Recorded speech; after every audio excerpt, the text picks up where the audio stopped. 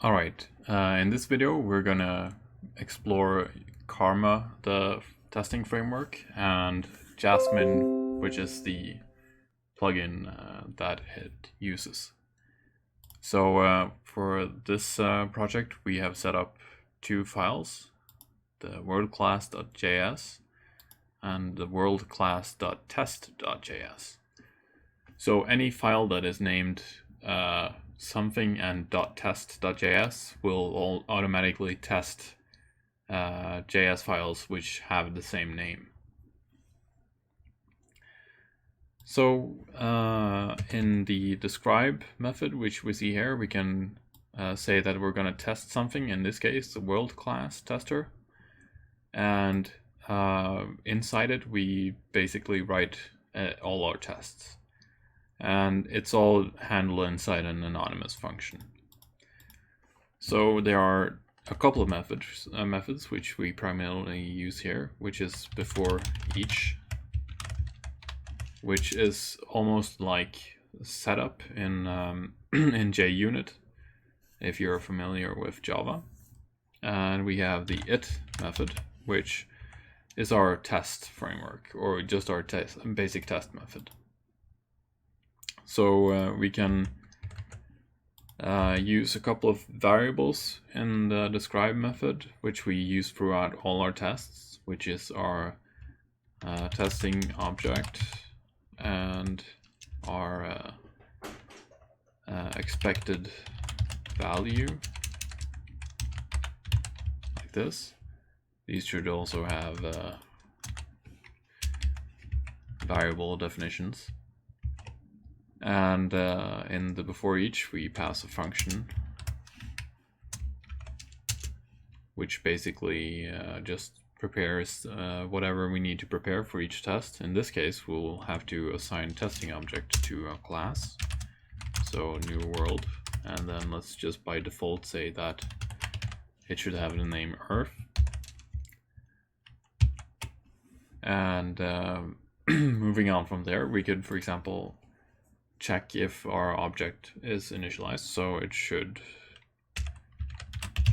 be initialized with the name earth, like that. So we pass in a string, which is the expectation, and then we pass in a function, an anonymous one, with the actual test logic. So in this case, we can say that the expected value should be earth. Actually, this should be a string, like that. And then it should expect testing object and world name, let's say that, should be, or to be, and then expected value. So this is the general convention that I have come to use, and it's a fairly easy one. It kind of allows you to copy paste a lot as well. So if we save this, then we could actually just try to run it. So this is the command line, and there is a couple of logs here from previous tests. I'm gonna just write npm test,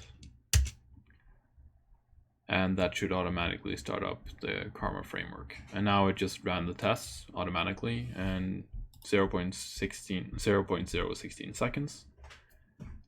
That is 16 milliseconds, and one test has failed, and that is the one we just wrote. It complains that world is not defined, and it cannot read world name out of an undefined object. So maybe we should actually implement our world class. So we can do that simply by saying,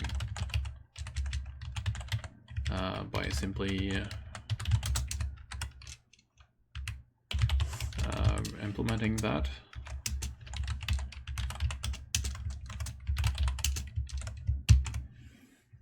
So now I've saved the file, and that should automatically be detected by the Karma framework. And as you can see in the command line here, it has notice that, and it also reports a success because now the constructor actually works, and that succeeds in this test. So that is a basic test. We can move on from there to say, for example, that we want to add a method to this class. And of course, in test-driven development, we'll write the test first. So let's start with our it method and write our expectation. Should have a method called change name. And we'll inject the function.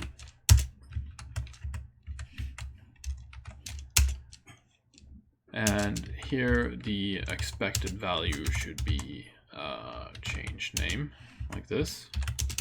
And we should expect that the testing object should have a function. We'll just call the function as well, and read its attribute with its name value, and that should be our expected value, like this. I've saved, and that should result in a failure, and it cannot read the property name out of an undefined value. So that is because we just haven't implemented the method itself. But we can do that. And by saving now, it should report a success.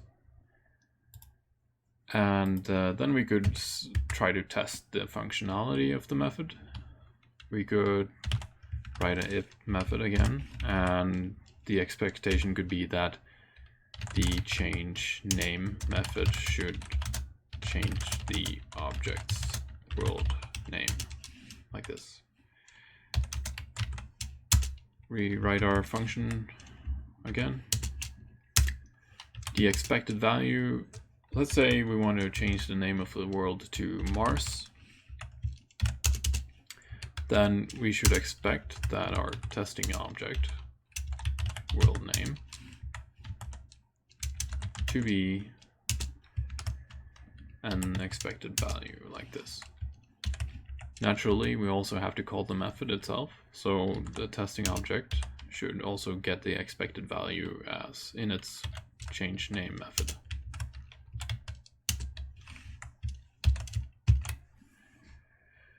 Alright, let's just space that out a bit. And we can save, and we'll see that it reports a failure because we haven't actually implemented the method itself. So let's say we write argument here and change the world name according to our argument. And we save it. And that now reports a success. So this is the basics of running tests with Karma and Jasmine.